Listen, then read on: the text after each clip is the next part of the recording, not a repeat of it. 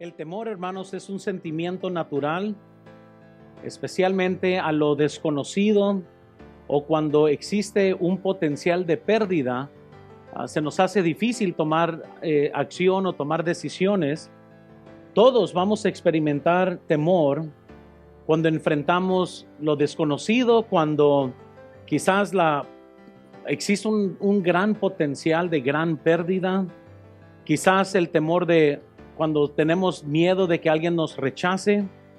Quizás cuando tenemos o estamos enfrentando potencial fracaso. Hasta muchas veces lo que la gente pueda pensar, la crítica, nos hace que nos podamos llenar de temor. Y especialmente con la juventud de hoy hay un gran temor hacia el futuro, como que el no saber qué va a pasar en el futuro paraliza a muchos el día de hoy. Sin embargo, Dios quiere que nosotros le obedezcamos a Él, no importando qué es lo que usted y yo estamos sintiendo en el momento. Dios nunca condiciona su voluntad a nuestros sentimientos. Él espera que nosotros venzamos nuestros sentimientos para poder ser obediente a lo que Él dice. En otras palabras, Él no nos dice, obedéceme, pero si es que están tranquilos tus emociones. O sea, no, nunca dice eso. Simplemente debemos de obedecer, no importando cuál es la circunstancia, cuál es el momento o mi estado emocional del momento. Él quiere que nosotros le vayamos a obedecer. Entonces, ya sea que los temores sean muy reales, ya sea que la batalla sea algo que merita cierta meditación, sin embargo, Él quiere que nosotros seamos obedientes. Noten, por favor, esto, no es pecado sentir temor. Yo sé que a lo mejor para muchos esto suena contradictorio, pero no es. Así como no es pecado enojarse, no es pecado tener temor. Dios nos dio emociones a todos, eso es lo que nos hace seres humanos. Donde la línea existe en la Biblia es cuando permitimos que estas emociones naturales nos hagan desobedientes a Dios. Ahora sí, es cuando nosotros pecamos contra Dios, pero no nomás por tener este sentimiento inicial. Airados, pero no peques. Ten temor, pero no desobedezcas. O sea, no uses el temor como la base de cómo vas a tomar tus decisiones, porque es muy seguro que a lo mejor tomes las decisiones incorrectas. Noten, por favor, el problema comienza cuando el temor gobierna nuestras decisiones. Y si eso es lo que comienza a pasar, entonces ahora sí vamos a cometer muchos errores en nuestras vidas. Dios, noten, no nos pide que nunca sintamos miedo. No es como que ese es un mandamiento bíblico. Dios nos pide, noten, que que le obedezcamos aún cuando tengamos miedo, que eso es la base en realidad de toda la predicación del día de hoy. No es aquí para hacernos robots, incapaces de temer, ni incapaces de tener sentimientos, sino que tenemos que reconocer en esta mañana que debemos de obedecer a Dios no importa lo que estemos sintiendo. Es aquí donde la gente se divide, siempre. Todos tenemos miedo, todos nos da temor algo. Pero siempre habrán aquellos que están dispuestos a poner su temor a un lado y ejecutar un plan que ellos tienen. Y los que la piensan tanto en sus temores que siempre se paralizan. Es el mismo temor, es el mismo sentimiento, pero es aquí donde hay una gran diferencia con lo que hacemos cuando estamos bajo temor. No todos los que sienten miedo fracasan.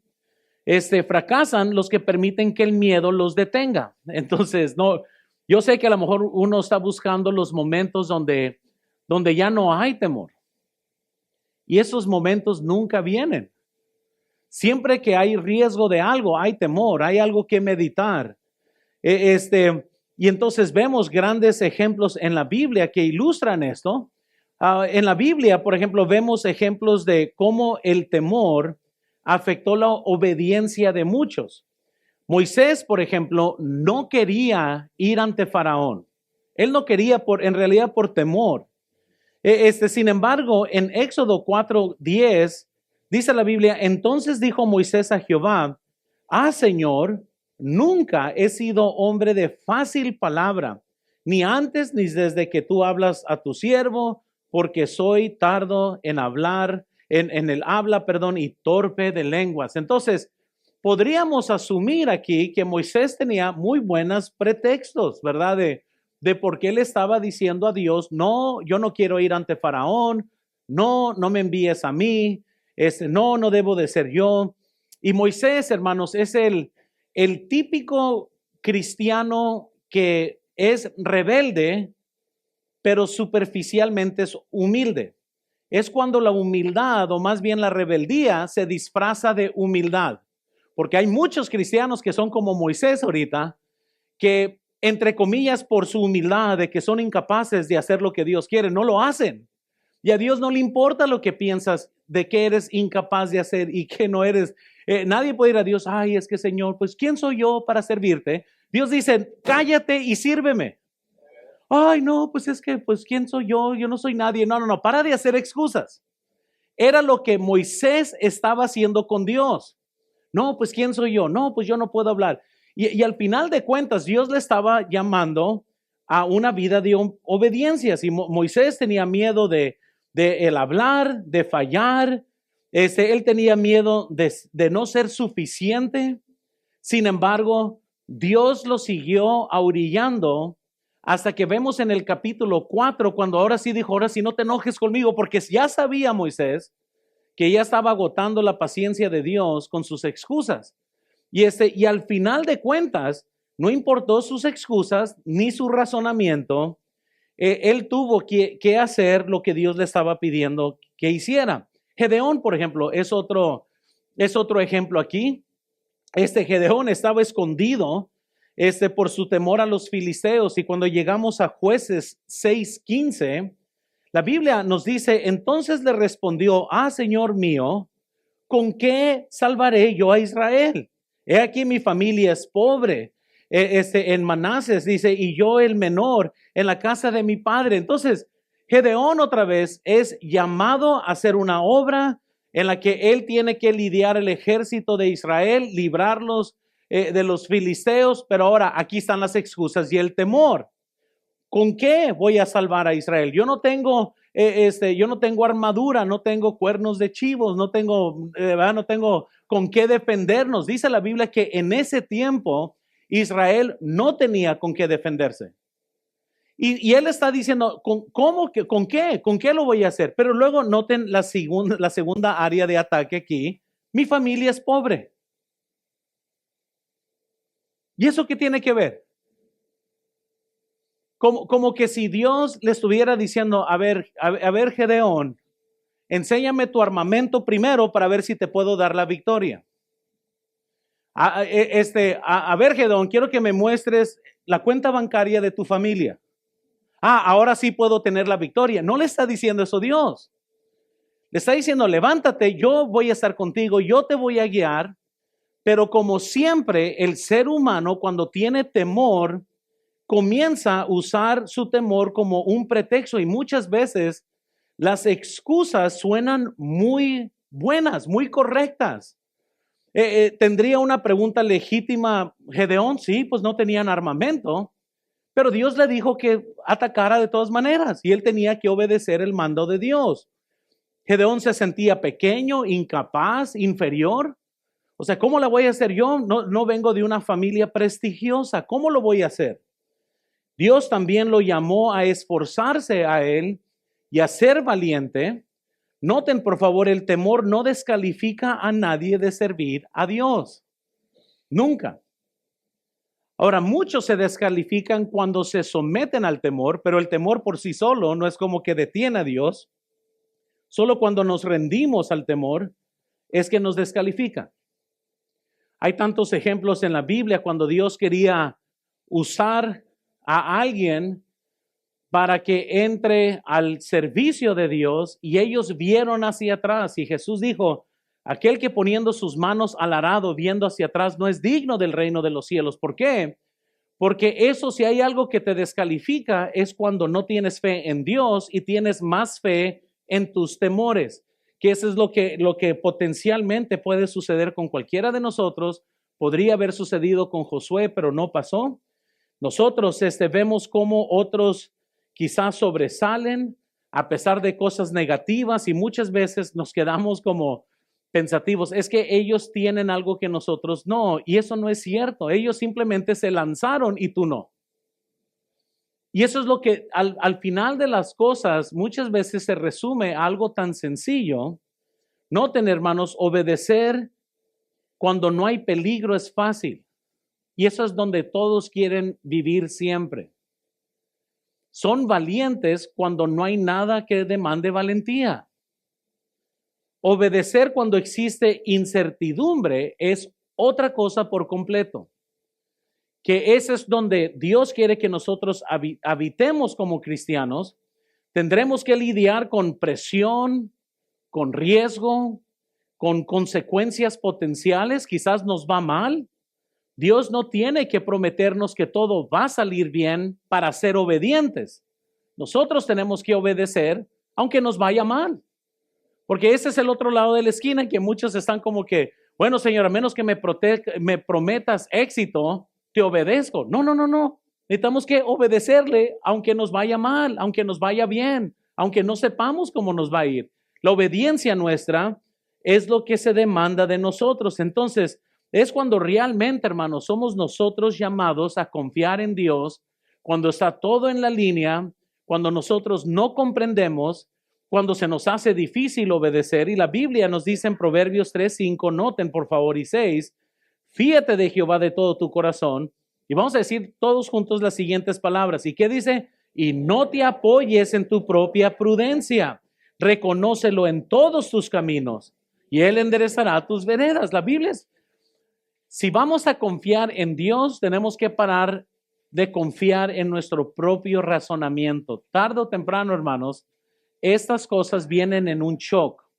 Y les quiero decir, hermanos, en esta mañana de que van a haber cosas en las que Dios te da sabiduría y tu razonamiento recibe sabiduría y tomas buenas decisiones. Pero ten cuidado de poner tu sabiduría por encima de los mandatos de Dios, porque entonces ahora sí te vas a meter en problemas. Por eso no debemos de apoyarnos en nuestra propia prudencia. Los valientes sobresale cuando la mayoría tienen temor. Y es aquí donde descubrimos quién en realidad tiene valentía y quiénes no, porque comienzan a sobresalir aquellos que no son detenidos por su temor. Todo el pueblo estaba atemorizado en Números capítulo 13 cuando escucharon el reporte de los 12 espías. 10 espías dieron un reporte muy malo de que sí era cierto de la tierra prometida a la que están a punto de entrar, pero siempre se me ha hecho, ¿verdad?, terrible qué tan rápido la gente que tiene mala influencia es como una peste, se multiplica bien rápido. Malas actitudes, malos pensamientos, son las malas conversaciones que corrompen las buenas costumbres. La Biblia nos dice tanto, y qué curioso que 10 personas infectaron a todo el pueblo de Dios, tanto que les terminó costando 40 años en el desierto. La respuesta de Caleb y de Josué eran los únicos que respondieron en fe. Noten Números 14:9. Dice, por tanto, no seáis, y lo que dice la palabra ahí, rebeldes contra Jehová. Y deja pausar, hermanos. ¿Por qué les está diciendo no seáis rebeldes? Era porque Dios les está diciendo, entren a la tierra, yo les voy a dar la victoria, no tengan miedo, yo estoy con ustedes. Y ahora están paralizados porque escuchan el reporte de alguien más sobre los gigantes que están en la tierra. Entonces, Caleb está viendo eso y está diciendo, no sean rebeldes, porque ya se estaban haciendo para atrás. Dice, contra Jehová, ni temáis al pueblo de esta tierra. Y noten aquí, porque nosotros los comeremos como pan. Su amparo se ha apartado de ellos. Y luego, ¿cuáles son estas palabras de fe? Y con nosotros, ¿qué dice? Está Jehová, no los que. Era como es lo único que necesitamos, tenemos a Dios. Pero todo el pueblo se rebeló, incluso el siguiente versículo dice que querían apedrear a Josué y a Caleb. ¿Cómo se enoja la gente cuando le dices la verdad? Especialmente cuando ellos están controlados por el temor. El temor tiene su forma de manifestarse en coraje y odio, pero es temor. Entonces viene alguien y te empuja el botón en donde más tienes miedo y ¡pum! Explota una bomba. Amén. Todos experimentamos esto durante COVID. Tanta gente estaba con tanto temor de morir que se enojaba con todo el mundo cuando les decían, hey, ten fe, para de andar todo, pero ¿cómo? Ahí está el otro. Habían familias que se dividían si se vacunaban o no. Estaban en constante pleito. Para los que no nos vacunamos, damos gracias a Dios ahora, ya que están saliendo todas las evidencias científicas de todo lo que está pasando con los vacunados, que tanto se estaba advirtiendo en este tiempo. Digo yo, Señor, gracias, Señor mío. No preocupado de coágulos ni nada de eso, de lo que está pasando, pero en fin, gente se dividía. Era una cosa de pleito personal. Y no sé ni cuántas veces recibía mensajes cuando yo predicaba detrás de este púlpito. Les decía, hermanos, no tengan miedo. ¿Y sabes quiénes se ofendían? Los miedosos. Era como que estás empujando un botón delicado y, ay, no, ¿y cómo le vamos a hacer? Y esto y lo otro. Y siempre, hermanos, siempre va a haber un potencial de tragedia. Pero aún todos ejercitamos nuestra fe. Todos los días, nada nos garantiza que al salir del servicio vas a llegar vivo a tu casa. Pero ejercitamos nuestra fe. Nada te dice que no te van a atropellar, que un borracho no te va a chocar tu carro. Nada de eso está garantizado, pero ejercitamos nuestra fe. Lo que pasa es de que cuando ya ahora sí otras cosas son reales en este momento, nos paralizamos y el pueblo de Israel se paralizó, escuchó el mal reporte de los 10 espías, que sí era una buena tierra, y sí es cierto, fluye leche y miel, pero están unos gigantes ahí que nos van a aplastar. Nosotros parecíamos langostas cuando nos comparábamos al tamaño de ellos, y todo mundo se comienza a temblar. Vea, les digo, hermanos, no se preocupe cuando alguien viene y te da un mal reporte de algo que quieres hacer para Dios. Muchas veces, hermanos, se paralizan al escuchar los comentarios de otra persona. No, es que estamos pensando hacer tal cosa, y viene alguien y trae lluvia sobre todos tus planes, te da toda la realidad, todos los números, te hace caer en sentido, y ahora de repente te apaga el fuego, ya no haces lo que querías hacer. Ten cuidado, hermanos. David también sobresalió cuando todo el pueblo estaba atemorizado por Goliat.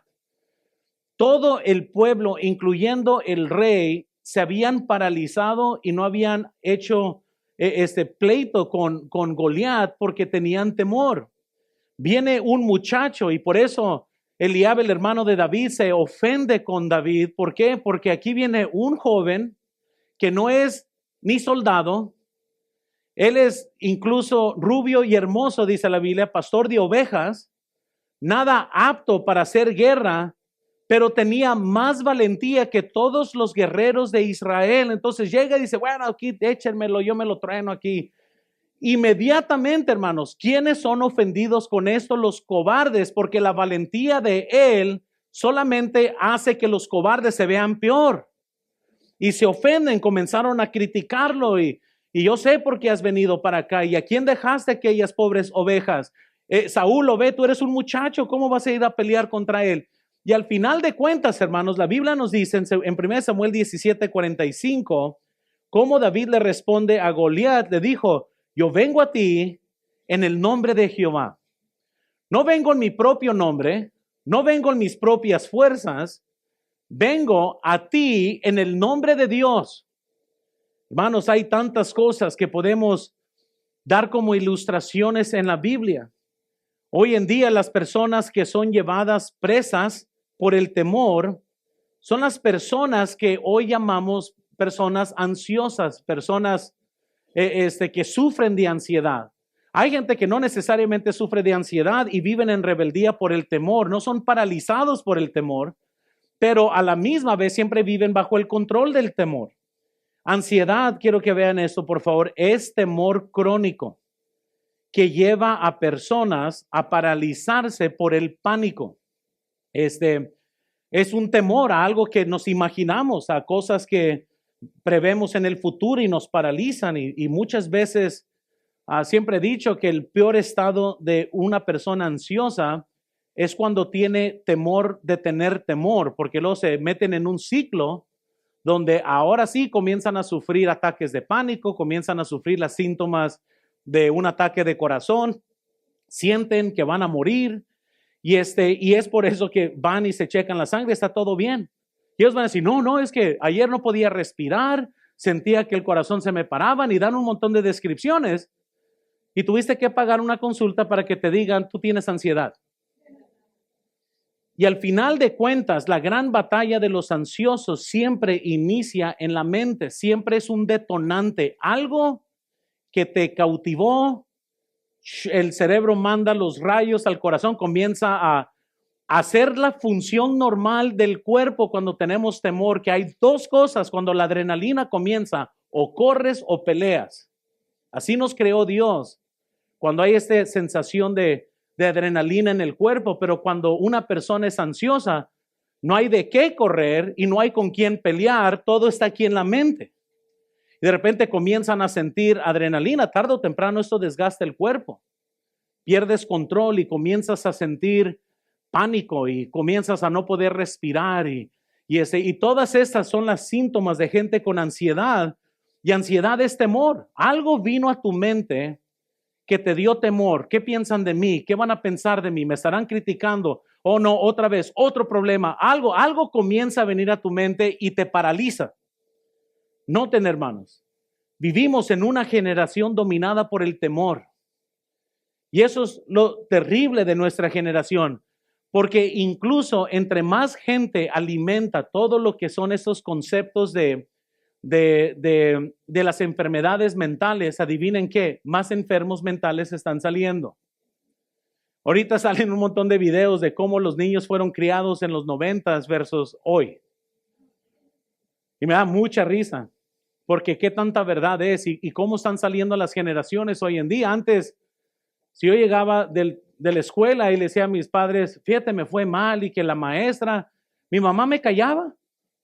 Come, cállate y ponte a hacer la tarea. Muy bien. Que era un bien, además, porque hoy en día vienen los niños, se quejan de las maestras. ¿Qué maestra fue? ¿Y quién se atreve de hablar de mi niñito? ¿Y cómo te sientes? Ay, pues es que me siento desanimado por la maestra. Sí, es culpa de la maestra. Y hoy en día tenemos una generación de jóvenes emocionalmente débiles porque así los criaron los padres. Que sean consumidos con sus propios sentimientos.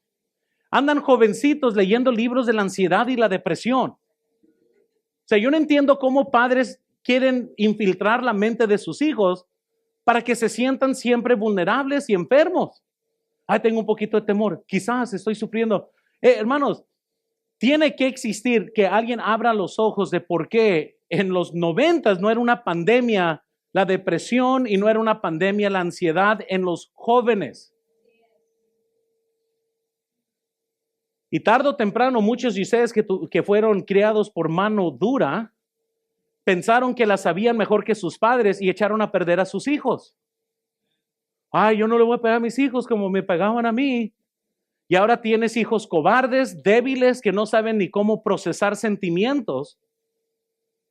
Y no son capaces de tener trabajos, todo les da miedo, todo los abruma, no saben cómo tener pasos de fe, porque ese carácter, hermanos, se nos desarrolló a nosotros por medio de un montón de cintarazos, amén.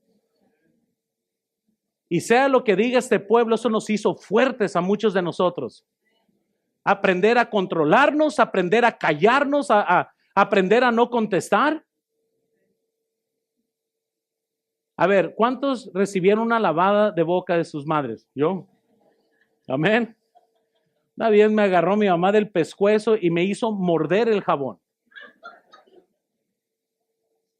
Y me dijo, a la otra vez que me vuelvas a hablar así, te voy a tumbar todos tus dientes.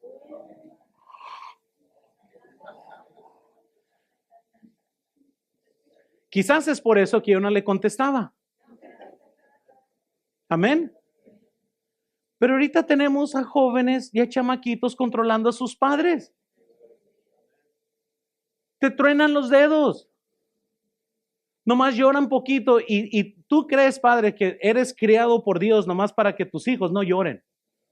Y les das todo, se los das todo para echarlos a perder.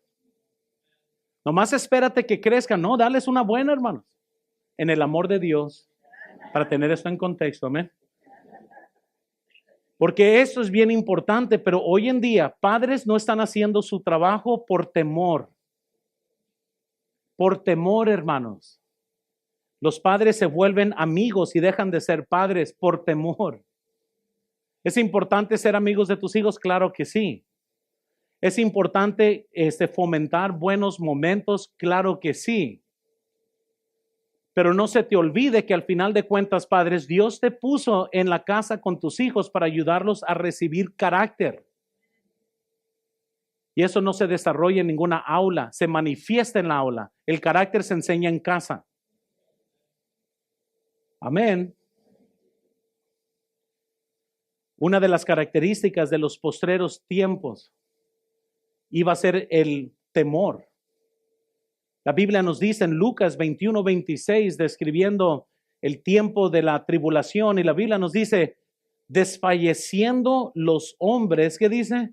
Por el temor y la expectación de las cosas que sobrevendrán en la tierra, porque las potencias de los cielos serán conmovidas.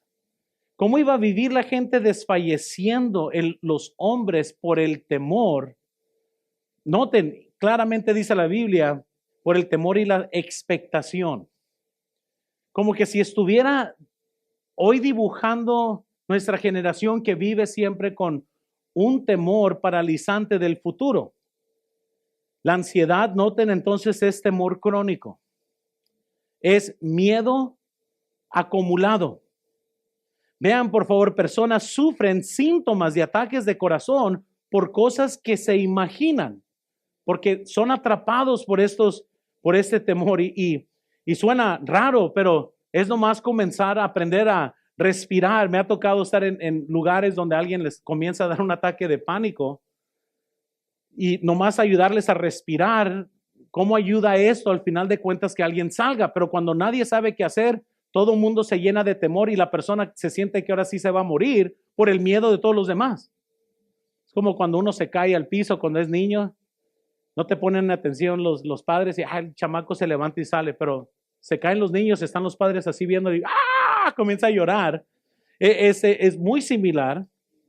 La Biblia nos invita, hermanos, a orar como remedio de nuestra ansiedad.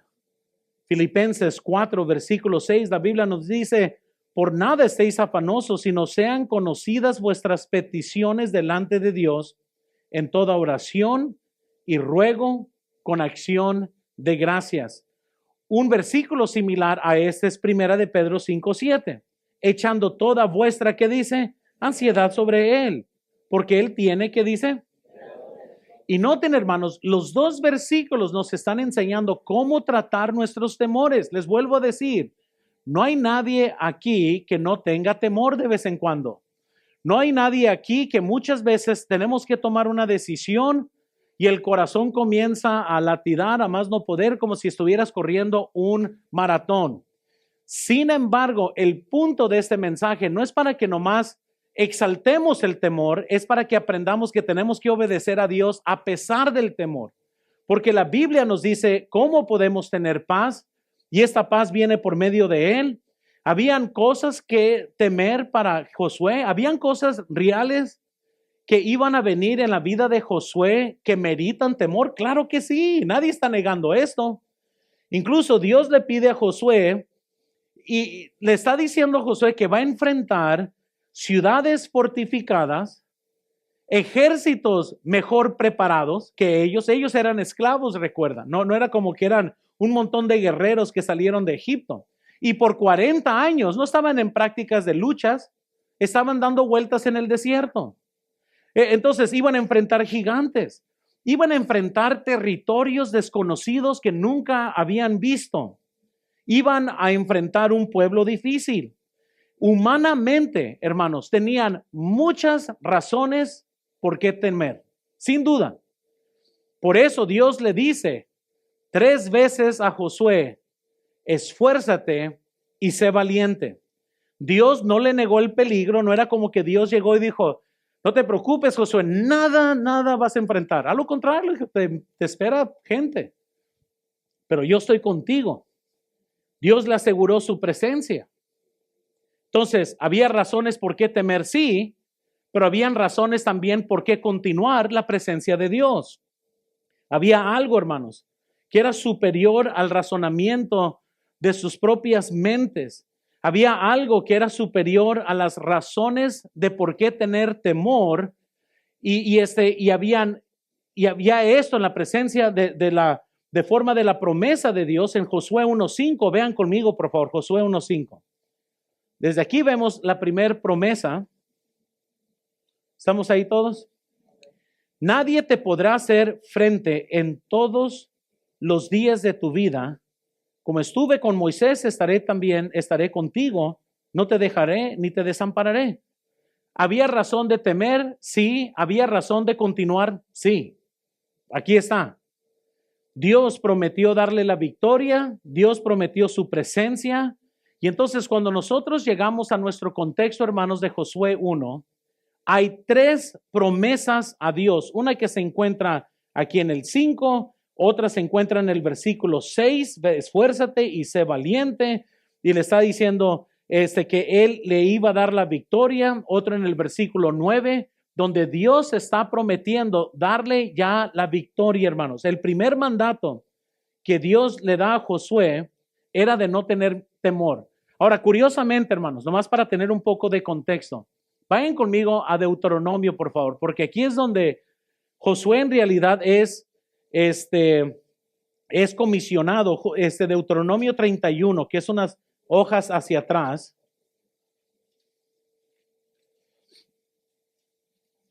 Aquí es donde Josué es comisionado. Aquí la antorcha se va al futuro líder de Israel.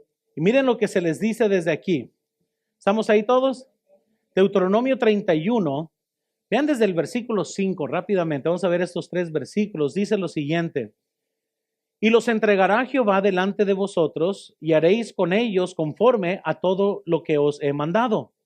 Esforzados y cobrad ánimo. No temáis, ni tengáis miedo de ellos, porque Jehová tu Dios es el que va contigo, no te dejará, ni qué dice. Ahora, él está recibiendo este mensaje mientras que Moisés está vivo.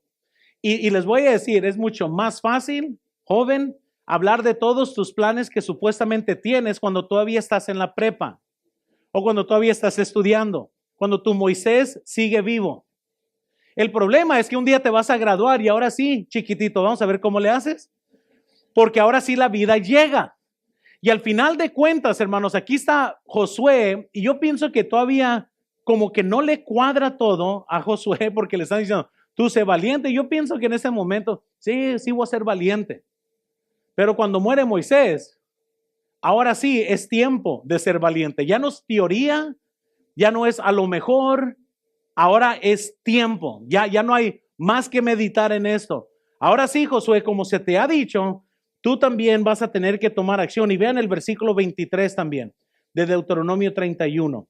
¿Estamos todos ahí? Y dijo, dio orden, a Josué, hijo de Nun, y dijo, esfuérzate y anímate, pues tú introducirás a los hijos de Israel en la tierra que les juré, y yo estaré contigo. Hermanos, y recuerden, mi única comparación de referencia aquí de esto son los discípulos de Jesús. ¿Cuántas veces no le dijo Jesús, yo voy a morir, me van a llevar? Les dio profecías de su muerte, y dice la Biblia que ellos no entendían lo que estaba diciendo. ¿Sabes cuándo lo entendieron? Cuando los soldados se lo llevaron. ¿Y sabes lo que ellos hicieron? Corrieron. En teoría, Pedro la tenía bien. Señor, yo hasta la muerte estaré contigo. Pero eso se lo dijo mientras que Jesús ahí estaba. Pero cuando se llevaron a Jesús, ahora sí era tiempo de ser valiente. Y ahí menguó su fe. Y niega a Jesús. Les digo, hermanos, que esto es todas las cosas que comienzan a cuadrar en nuestras mentes, y la repetición de este mandamiento se encuentra en Josué, pero ya lo había escuchado Josué anteriormente. Josué fue testigo de la presencia de Dios con Moisés durante todo el Éxodo. Y por eso Dios le está diciendo, como yo estuve con Moisés, también voy a estar contigo. El hecho de que Dios esté con él para cumplir la promesa hecha a Israel, hermanos, es algo que debería de haber confortado a Josué. Incluso ya estamos ahí en Deuteronomio. Vayan a Deuteronomio 20, por favor. Todas estas cosas deberían estar viniendo a la mente de Josué, perdón, con todas las promesas aquí de Dios. ¿Estamos ahí? Noten, aquí está Dios ahora hablando. Todavía está Moisés vivo. Aquí está escuchando todos los planes de Dios, de lo que iba a seguir. Y dice la Biblia, comenzando en el versículo 1 de Deuteronomio 20. Dice lo siguiente: cuando salgas a la guerra contra tus enemigos, si viereis caballos y carros y un pueblo más grande que tú, no tengas que dice, porque Jehová tu Dios está contigo, el cual te sacó de la tierra de Egipto. Deja pausar, noten. Ya les está advirtiendo que los enemigos iban a ser fuertes.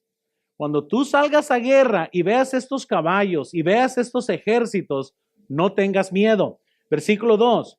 Y cuando os acerquéis para combatir, se pondrá en pie el sacerdote y hablará al pueblo y les dirá: oye, Israel, vosotros os juntáis hoy en batalla contra vuestros enemigos.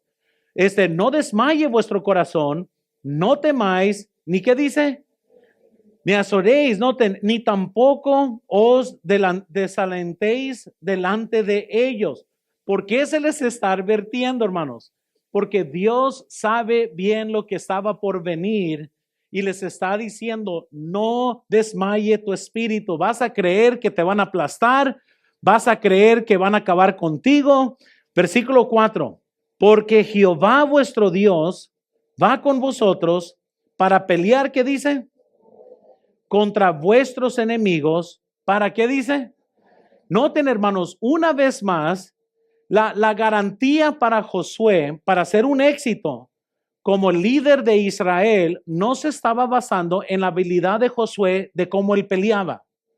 La promesa siempre ha sido en la presencia de Dios en su vida.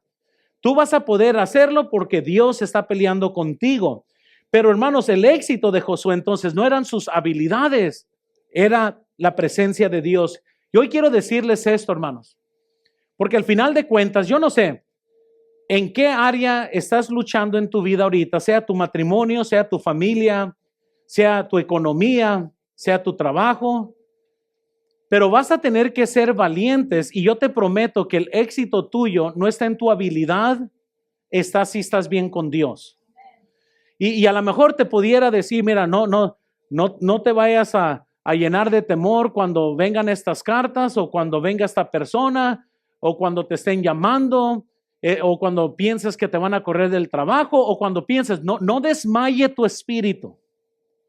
Esto puede ser el inicio de otra cosa que Dios tiene para ti. Lo más importante que es que podamos tener nosotros la presencia de Dios en nuestras vidas. Entonces, solo tienes que creer lo suficiente la palabra de Dios para seguir obedeciéndola, aunque en este momento tienes un montón de sentimientos encontrados. Para Israel era la realidad de que vas a ver este ejército y te vas a querer desmayar. Imagínense, hermanos, que Dios te dé esas noticias. Así que cuando Dios le está diciendo a Josué, esfuérzate y sé valiente, él ya había descrito qué tipo de ejércitos iban a pelear, qué tipo, hermanos, de pleitos y guerras iban a tener enfrente. Y le está diciendo, Josué, tú no desmayes. Como que Dios le está diciendo, Josué, mientras que tú estás firme, el pueblo te va a seguir. No tengas miedo. Éntrale. Y padres, no tengan miedo. Si te mantienes firme, tus hijos te seguirán. No tengas miedo. Tienes que pararte firme. Entonces, hoy vamos a ver 3 principios para poder comprender esto. Y no se preocupen, casi todo el mensaje era la introducción para los que son muy diligentes en cuidar el tiempo de los mensajes. Quiero que veamos número 1, por favor. ¿Qué podemos aprender en estos principios? Primero, el temor no invalida el llamado. Entonces, no solo porque hay temor, quiere decir que Dios cambia el llamado que Dios pone en tu corazón para hacer. Va a haber temor, definitivamente. Lo bueno es que el sentimiento natural del temor nunca va a invalidar lo que Dios está tratando de hacer. Sentir miedo no significa que Dios ya no puede usarte. Muy bien, sí, estamos claros en esto.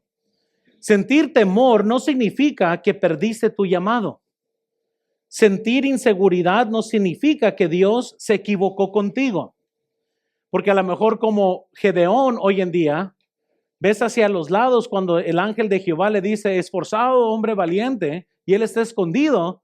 A lo mejor en este momento dices, pero ¿cómo, Señor? Pero es que Dios está viendo de lo que va a hacer en ti, no lo que eres en el momento.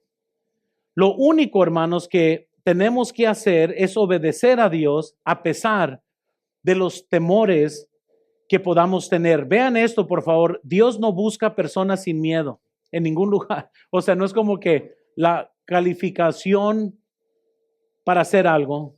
Dios busca personas obedientes. Y si podemos comprender esto, usted y yo en esta tarde, en esta mañana, perdón, vamos a poder hacer mucho para Dios, pero tenemos que comprender que no es como que Dios está viendo, tú sí eres valiente, tú nunca tienes miedo, tú eres un cobarde, siempre tienes miedo. No, no es así. Todo ser humano va a sentir temor.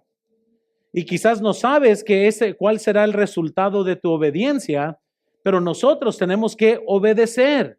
Cada matrimonio aquí verá un mejor matrimonio si obedeces lo que Dios dice. La Biblia nos dice en Efesios 5:33, por lo demás, cada uno de vosotros ame también a su mujer como a sí mismo. Y la mujer, ¿qué dice? Respeta a su marido. Órdenes tan sencillas en la cual la mayoría de los matrimonios desobedecen. Y uno suena muchas veces como un disco rayado. Jóvenes antes habían discos, bueno, ya saben, ¿verdad? Pero bueno, donde estamos repitiendo lo mismo. Pero muchas veces donde los matrimonios más fallan son en los principios básicos de la Biblia. Y entonces, ¿qué tiene que ver eso con el temor? Todo tiene que ver. Tal vez alguien va a decir esto, y si doy más de mí y no cambia nada, ¿qué va a pasar? Y ese es temor. Muchas veces he hablado con matrimonios donde están fallando drásticamente. Les digo, haz esto. Y si yo hago todo lo que yo debo, ¿y qué? ¿Y qué va a pasar? Pues no sé, pero hasta que no obedezcas no vas a saber. Noten, ¿y si me esfuerzo y me lastima más? ¿Ok? Pero entonces, ¿qué? ¿Vas a seguir desobedeciendo a Dios? Amén.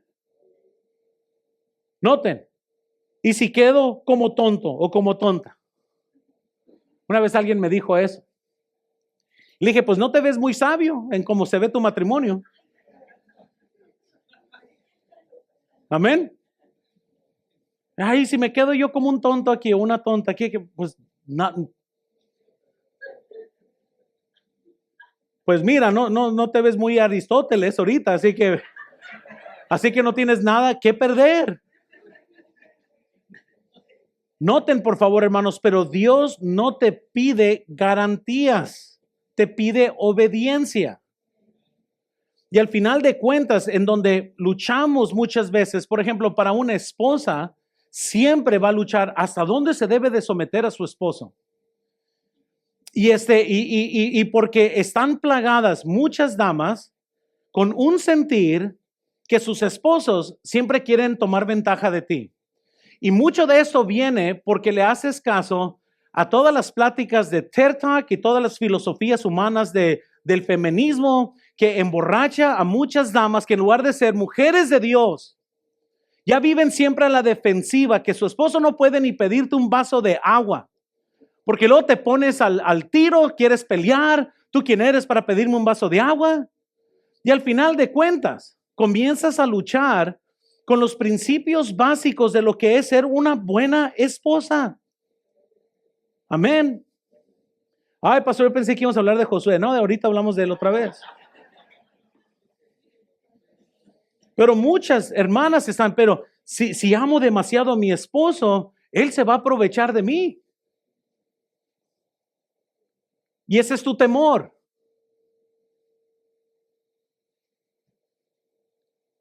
Ese es el temor.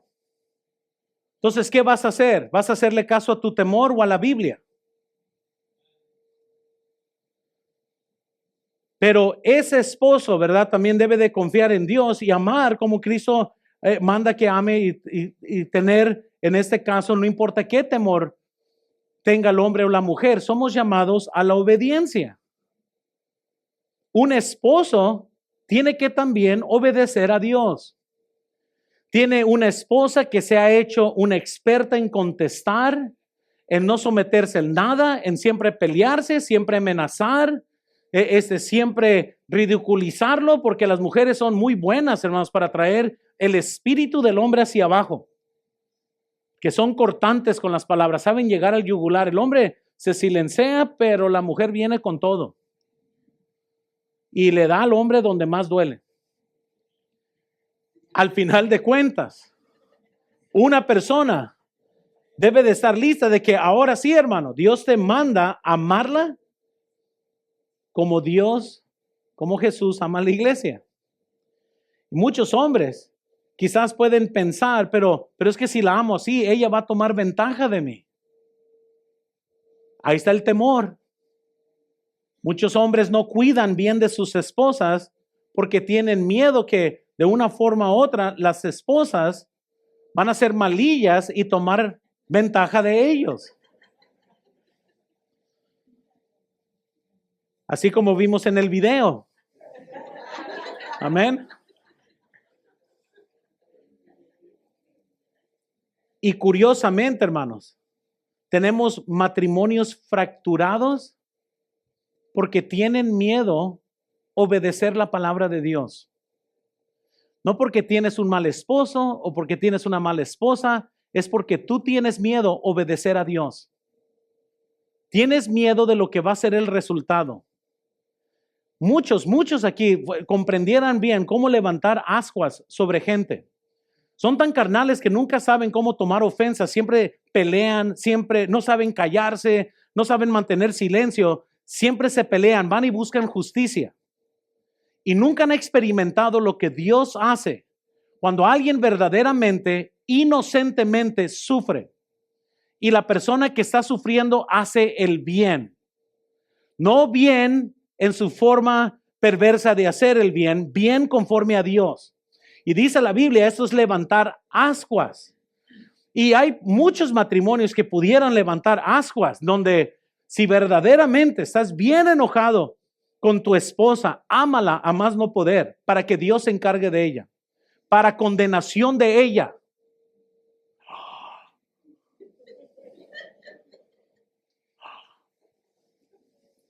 Con que me vas a hablar así irrespetuosamente, pues yo te voy a amar, para que Dios trate contigo. A ver cómo le haces con Dios. Que Él es el que te va a quitar la lengua, los dientes, lo que sea necesario. Pero yo te voy a amar lo suficiente para que veas que es yo ser obediente y dejar el resultado a Dios. Y sería sabio que muchas damas hoy en día pararan de andar siendo feministas en el hogar, levantando banderas de justicia y nomás obedece a Dios. Y verás lo que Dios hará con tu esposo. Me quieres maltratar, ¿saben? Yo me voy a someter, pero yo tengo un padre que él pelea a mi favor. Y cuando alguien se mete con las hijas de Dios, vas a ver a mi padre cómo reacciona. Pero tienes que obedecer a Dios, hermana, no tu forma. Obedecer a Dios no es pelearte con tu esposo, darle muecas, hacerle la vida imposible. Aún obedecer la dirección de tu esposo, no es decir, pues bueno, voy a hacer lo que tú dices. Eso no es. Para que no andes pretendiendo, es que yo soy bien sumisa. Sí, sumisa nada. Andas haciéndole la vida imposible a tu esposo. Si haces lo que te dice, pero para cuando ya terminas es mejor que nunca hubieras hecho nada. Amén. Estoy hablando, obedece a Dios y verás que Él peleará por ti. Amén. Amén. Amén, pastor. Amén. Va a estar baja la ofrenda esta mañana, pero no importa. Hay jóvenes en esta mañana que tienen que ser valientes y no tener miedo de perder amistades, de ser un cristiano que a lo mejor por un tiempo parece que se para a solas, pero hacer lo correcto. Porque muchas veces es el temor de lo que cuesta servir a Cristo que mantiene a muchos jóvenes de someterse a Cristo. Quizás haya alguien que tenga temor de perder su trabajo si no hace alianzas incorrectas. Una vez un hermano me llamó, me dice, pastor, dice, estamos cerrando un trabajo, un negocio, pero la persona con la que quiere que firme me está invitando a ir a ese lugar donde las mujeres se quitan la ropa, un table. Dice, si yo no entro, no creo que me den el trabajo. Le dije, no entres. No entres. Y necesitaba el dinero y necesitaba todo. Yo sé que ustedes quisieran y les dijera una gran historia de que se hizo multimillonario y después no le fue mal. Incluso después lo hablamos. Dice, no hombre, le está yendo bien mal. Dice, si hubiera entrado no tuviera este problema. Sí, pero si hubieras entrado hubieras pecado contra Dios. Y a lo mejor tuvieras otro problema. Porque nada le puede poner dinero a tener una familia, a que pierdas a tu esposa por una tontería como el dinero. Y todo salió bien, y ya luego se abrieron otras puertas. El temor, hermanos, es algo muy seductivo a como quieras aplicarlo en la vida. Proverbios 10:9, la Biblia nos dice, el que camina en integridad anda confiado, mas el que pervierte sus caminos, ¿qué dice? Será quebrantado.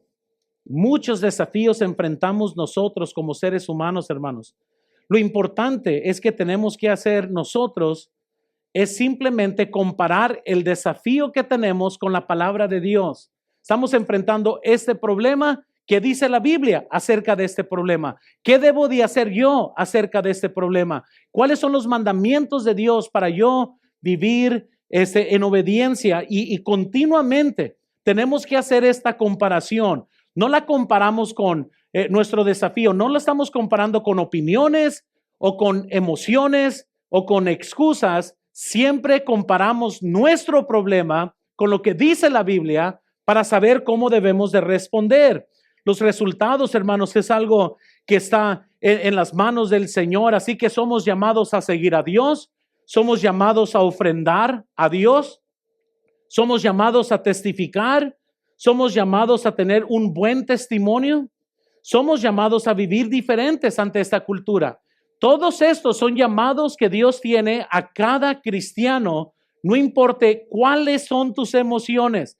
Debo de luchar por tener un buen testimonio, porque hermanos, esa es la sal que tenemos.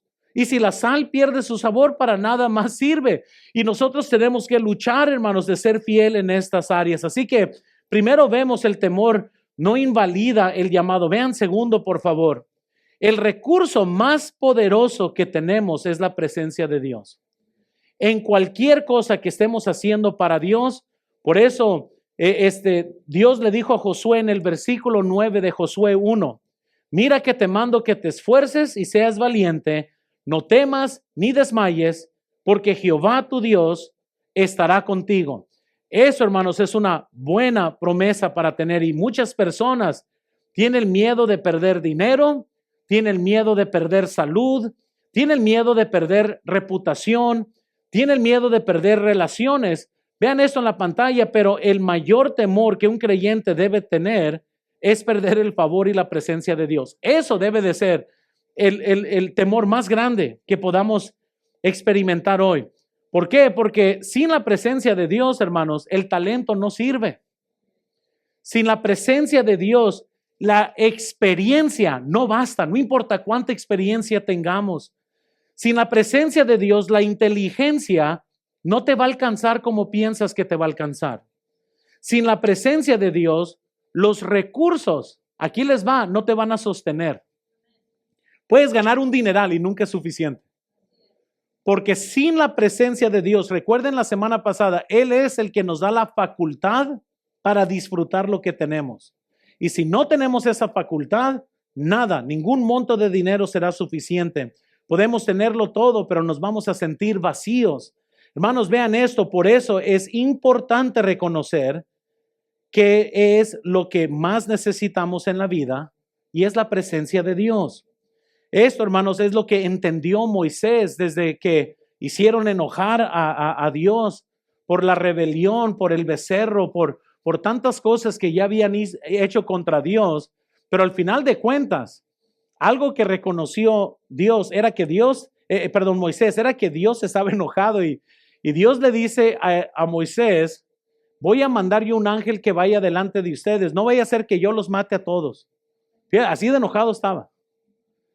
Y ahí les voy a mandar un ángel para que él vaya, ustedes vayan para allá. Y para todos los que piensan que, ay, Diosito es un mono de peluche allá en el cielo, incapaz de enojarse. No, él estaba muy enojado.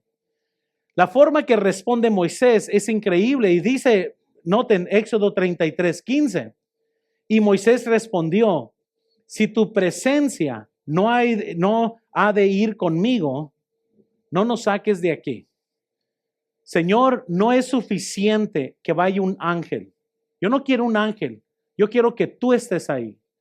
Y en otras palabras, Señor, no quiero avanzar sin ti. No quiero tener victoria sin ti. No quiero bendición sin ti. No quiero éxito sin ti. Y Moisés está diciendo, si tú no vas con nosotros, no nos saques de aquí. Prefiero quedarme en el desierto contigo que entrar a la tierra prometida sin ti. Y hermanos, tengan cuidado que muchas veces confundan el éxito con la presencia de Dios. Ten un gran temor que tengas éxito sin Dios en tu vida. Ese éxito será la ruina tuya, será el quebranto tuyo, será las lágrimas. Vas a cometer muchos errores cuando tienes éxito sin Dios. Moisés entendió la presencia de Dios, por eso le dijo, no quiero ir a ningún lado, Señor, si no estás conmigo. Oh, si pudiéramos comprender, así como Josué, no hay mucho que debatir si se te promete la presencia de Dios. Ahora lo mismo, estamos viendo que esa presencia iba a ir con Josué. Dios no solo le promete la tierra, le promete victoria. Todo lo que tú hagas vas a prosperar. Y si solamente haces todo lo que yo te digo, yo voy a ir contigo. Noten esto, no le quitó los problemas, le aseguró su presencia. Y eso es lo que usted y yo necesitamos hoy. No necesito que Dios venga y me diga, fíjate, Luis, te voy a quitar todos tus problemas de necesidades. Cuando ustedes compren el terreno y la tierra, no vas a tener que preocuparte de nada. Yo te voy a mandar un costal de dinero y todo va a estar bien. No necesito eso. Yo nomás necesito seguro su presencia. Y ahí vamos a ver qué va a pasar. Si está Dios con nosotros. Aquí, hermanos, es un principio poderoso. La presencia de Dios es nuestra mayor seguridad. Es lo que más hoy necesitamos. Y si Dios está contigo, hermanos, escúchenme. Si Dios está contigo, el desierto no te va a destruir. El divorcio no va a ser el fin. Tu hijo no va a ser el fin de todo. La prueba no te va a romper. La batalla no te va a vencer. El fracaso no va a ser la definición de tu vida. Va a ser un capítulo de tu vida, pero no la definición de tu vida. Con Dios contigo siempre hay esperanza de que Dios va a hacer algo. Y lo último que necesitas hoy en día es perder fe en eso. Muchos cristianos toman decisiones muy vagas, o sea, están diciendo, bueno, esto no está bien, pero me conviene. Eso es no pensar con la presencia de Dios. Sé que no agrada a Dios, pero ni modo, ¿verdad? Necesito ayuda. No es correcto, pero lo necesito. Y estas cosas, hermanos, vienen a cobrarte tarde o temprano en tu vida con grandes intereses y vas a decir, ¿qué pasó? Y la respuesta es, en un momento de tu vida tuviste miedo, tomaste una decisión contraria y ahora sí estás pagando el precio. Entonces, hermanos, es importante comprender el temor no cambia el llamado de Dios en nuestras vidas.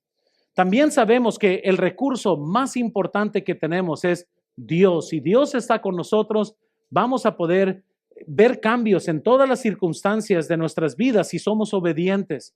Pero vean tercero conmigo, cree más en Dios que en tus temores. ¿Habrán razones por temer? Sí. Pero vean esto, hermanos, nomás para poder comprender, tener fe es creer en la verdad superior. Tener fe es creer en la verdad superior. Esa es una de las mejores maneras de comprender qué es fe, que muchas veces uno piensa, si uno tiene fe, nada te preocupa, nomás le entras a lo loco. No es así, es nomás creer en una verdad superior. La fe no es negar la realidad, por ejemplo, no es como que Josué nos iba a levantar una mañana y decir, pueblo, no tengan miedo, no va a haber ningún problema, vamos a marchar, no va a haber ni pleito. Eso no es fe. Muy bien, la fe no es fingir que no hay problemas, no es levantarte mañana y pretender que tu matrimonio no está en problemas. Eso no es fe, no es como que voy a declararlo, estaremos bien y vamos a estar bien. Eso no es fe. Muy bien, la fe no es cerrar los ojos y pretender que nada está pasando. Nada de esto es fe. Noten, por favor, la fe es la capacidad de abrazar la verdad de Dios por encima de las realidades visibles. Siempre tendremos verdades visibles y la fe es decidir qué verdad vamos a someter nuestra verdad, ¿verdad? Entonces, la Escritura nos enseña que la fe es la certeza de lo que se espera, la convicción de lo que no se ve, en Hebreos 11, versículo 1. Entonces, en la vida, hermanos, siempre vamos a estar, y quiero que vean esta imagen, siempre vamos a tener que decidir para que podamos ver qué es fe y qué no es fe. Por un lado, siempre vamos a tener la verdad natural, que es verdad, y luego tenemos una verdad espiritual. Una verdad natural, la otra va a ser la verdad espiritual. Una verdad humana va a ser una verdad divina. Una verdad basada en lo que vemos y la otra basada en lo que Dios dice. Y siempre vamos a tener que decidir a cuál nos sometemos.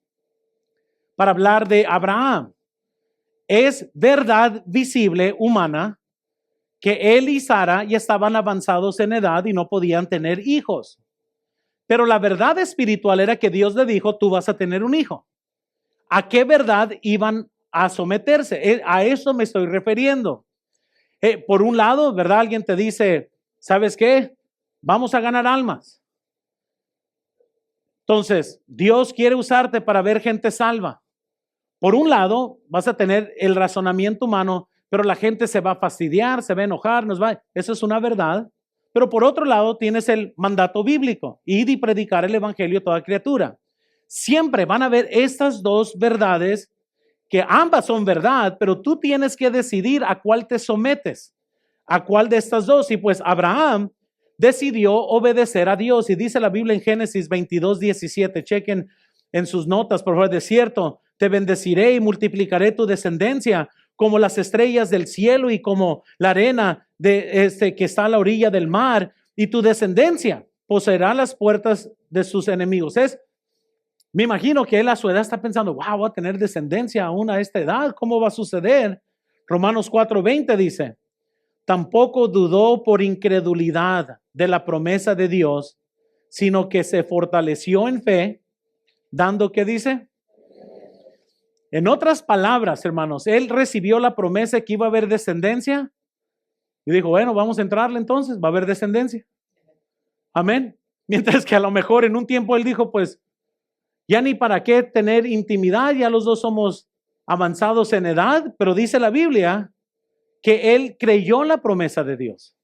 Él hizo todos los preparativos, se fortaleció para dar gloria a Dios porque creyó a Dios.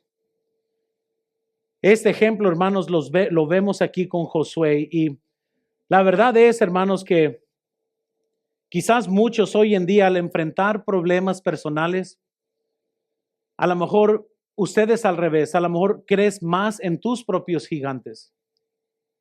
A lo mejor en esta mañana veniste a la iglesia y crees más en tus enemigos que en el poder de Dios y por eso te arruina tu espíritu.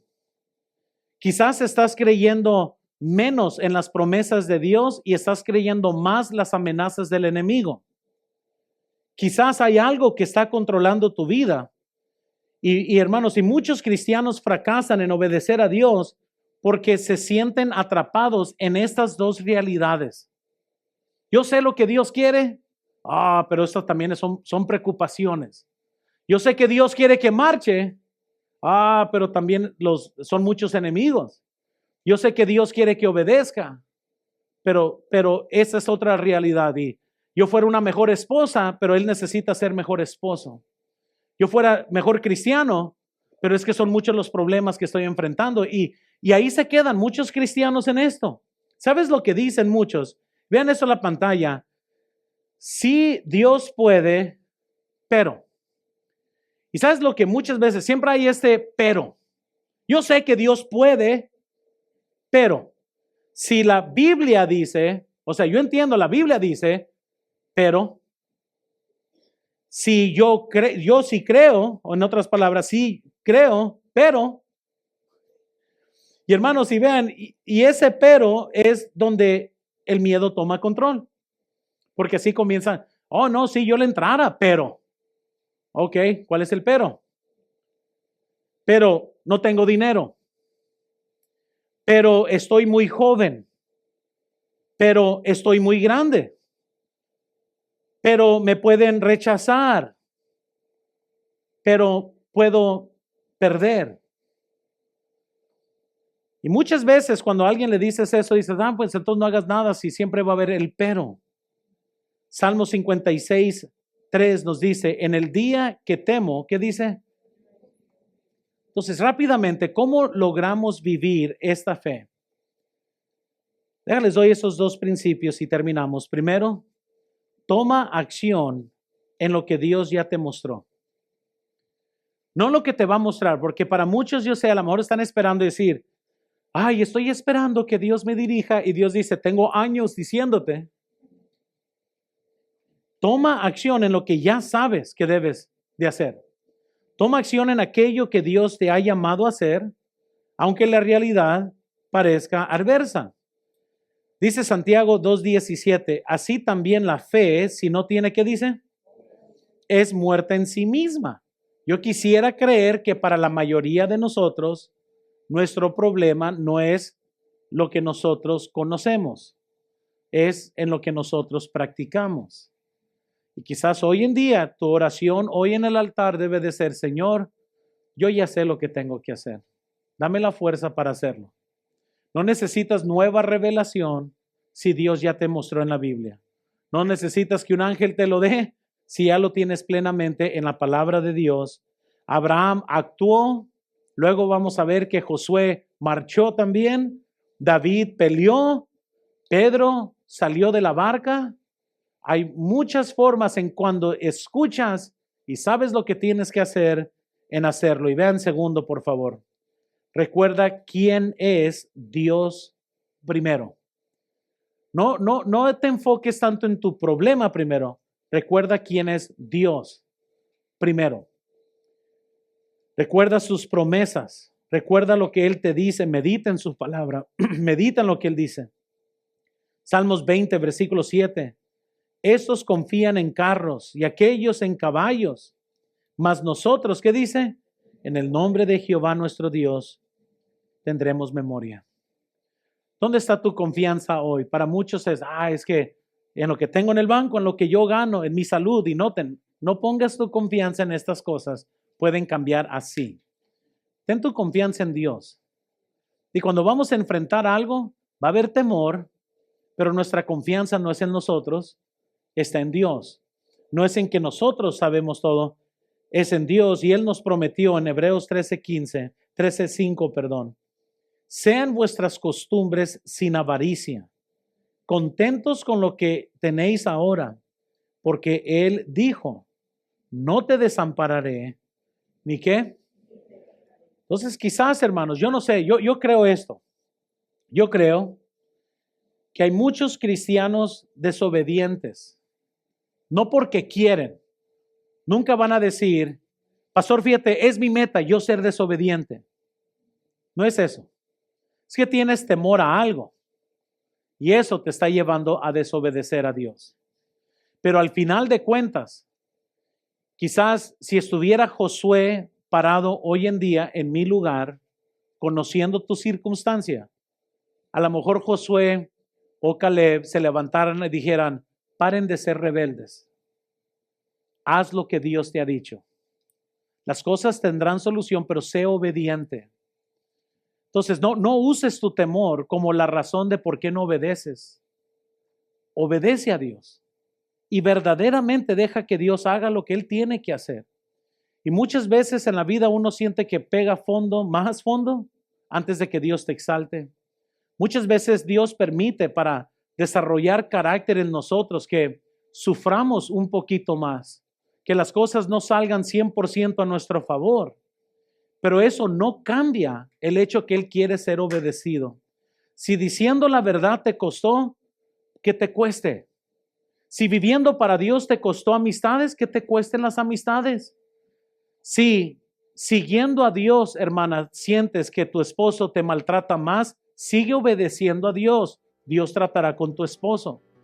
Hermano, si piensas que por seguir a Dios ahora tienes una esposa que toma ventaja de ti, de tu amor, sigue obedeciendo a Dios y Dios se encargará del resto. Y yo estoy diciendo, nunca vas a fallar en obedecer a Dios, pero las consecuencias siempre son diferentes cuando tú desobedeces a Dios. Y ahora sí, en lugar de que Dios esté peleando por ti, ya no está peleando por ti. Todos tenemos que aprender a ser valientes para no temer y obedecer a Dios. Vamos a orar, hermano. Señor, te pido, por favor. Te pido, Señor, que obres en cada corazón. Por favor, ayúdame.